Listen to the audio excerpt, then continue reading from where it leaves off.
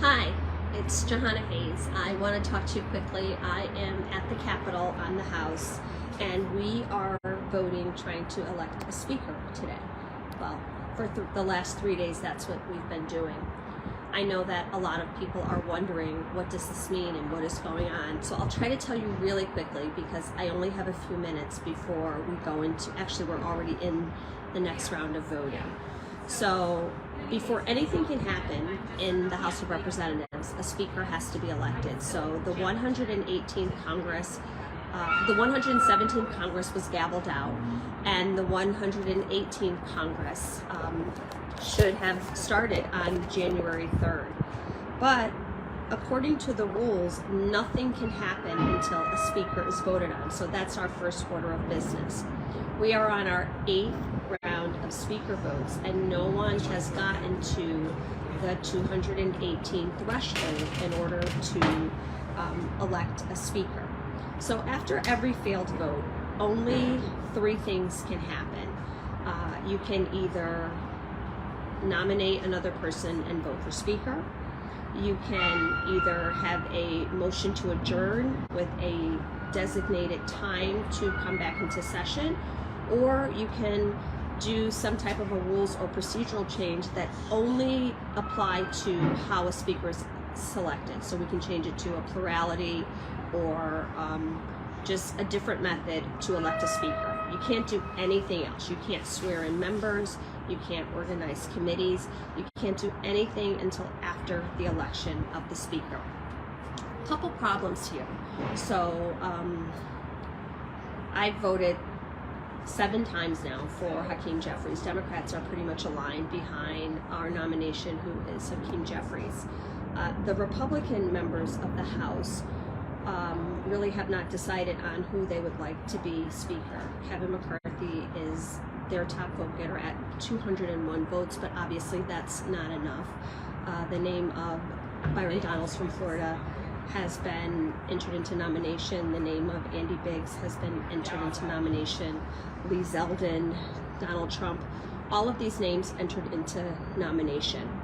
Last night we adjourned, and I think the obvious thing that people thought during the adjournment was that Leader McCarthy would be working with his members to try to negotiate some type of deal.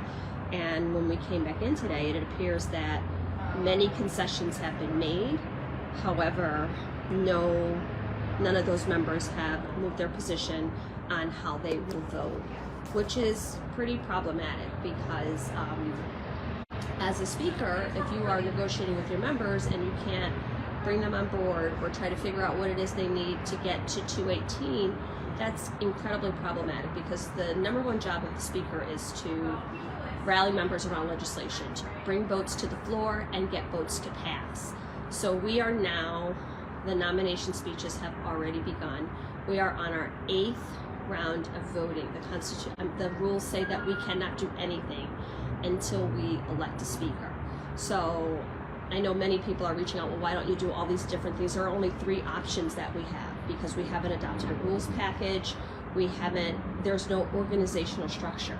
The only 3 options we have after a vote fails is to 1, nominate people and take another vote for speaker, or 2, vote for a motion to adjourn, which means Congress will leave, but we have to have a set time that will come back, or 3, do some type of a procedural change that only applies to how a speaker is elected.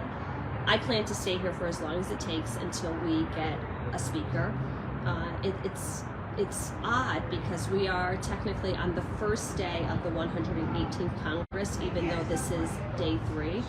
That's how legislative calendars work. Our official business has not ended.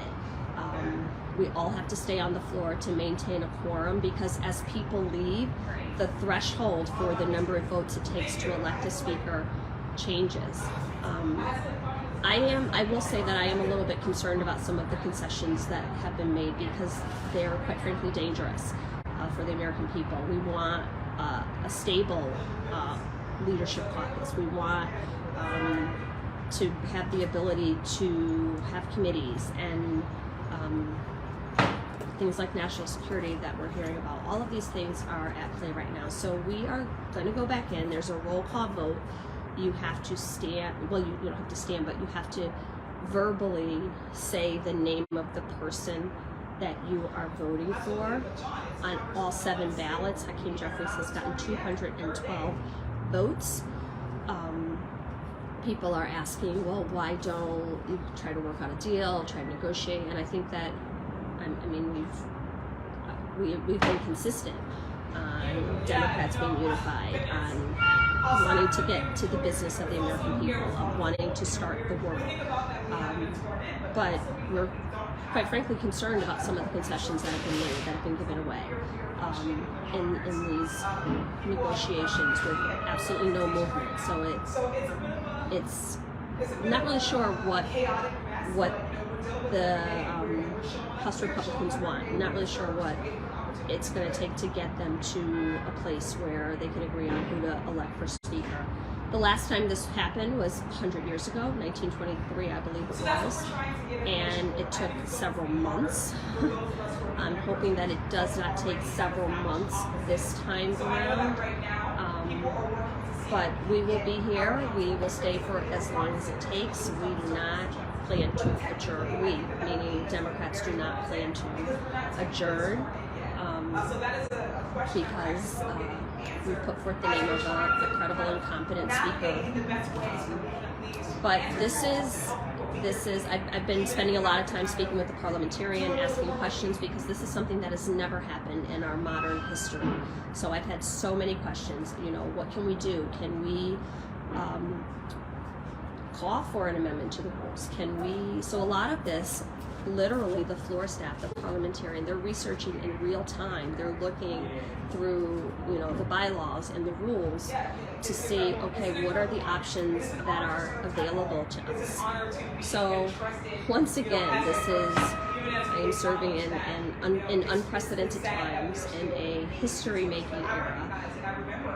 Unfortunately, this is not good history.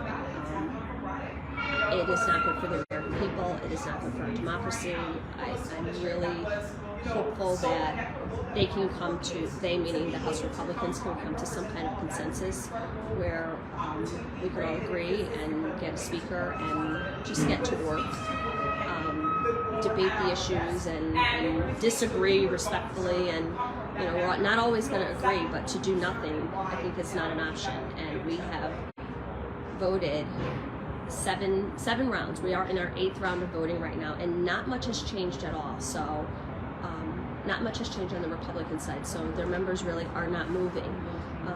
So that's all I have for now. As I get more information, I will keep you updated. I know people are wondering what's going on. You know, why is there people in Congress stuck?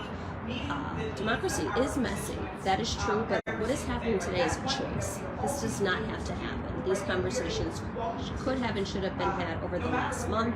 You know, people should have worked on what it would take to elect a speaker and get to work, and none of that has happened. And we've had 2 adjournments, several hours where that could have happened, and it has not happened. So I'm going to go back in on the floor to continue voting. When I call my name, I'll vote for Speaker. I'm going to stay there for as long as I need to. But I know that so many people are wondering what is happening or what does this mean, and I can tell you that I was in that same position 2 days ago, because this is something that we've never seen. So I spent, you know, the last 2 days just researching and asking questions and looking at the rules and what is written in law about what we can do as members of the House, and you know, what are all of the procedural options. And right now we only have 3. So the one that is being exercised right now is to take another vote for Speaker. So we are on our 8th round of voting for a Speaker of the House. I will come back to you because I want to tell you, I would like to share with you just what it means that we don't have a Speaker in the chair. The clerk is presiding. She is pretty much acting as the Speaker right now, you know, managing the votes, handling the gavel, hearing from members. But there are just, what does that mean? What does that mean for funding? What does that mean for staff? What does that mean for the Capitol? What does that mean for, national security? I'm still collecting all the answers to those questions, and as soon as I have them, I'm going to try to give you another update. So, I guess keep watching. This is a really sad day. It's not something that I'm happy about or excited about. We've had a really difficult 2 years, between the pandemic, between an insurrection, government shutdowns, COVID, all of those things. I think what the American people sent us here to do is govern, and that's what I'm ready to do. So as soon as they call another vote, and I have some more updated information, I'll come back, but I'm going to log now because I do not want to miss my place in line when they call my name. Take care. Talk soon.